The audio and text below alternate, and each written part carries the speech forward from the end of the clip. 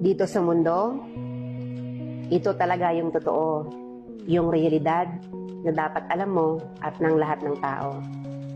Naparito kang hubad, aalis kang nakahubad. Dumating kang nangihina, lilisan kang mahina. Iniluwal kang walang salapi at mga bagay, maglalaho kang walang salapi at mga bagay. Ang una mong paligo, may naghugas sa iyo. Ang huli mong paligo, may maghuhugas sa iyo. Ito ang buhay, kaya bakit labis ang mali siya, ang inggit, ang pagkamuhi, ang galit at pagkamakasarili.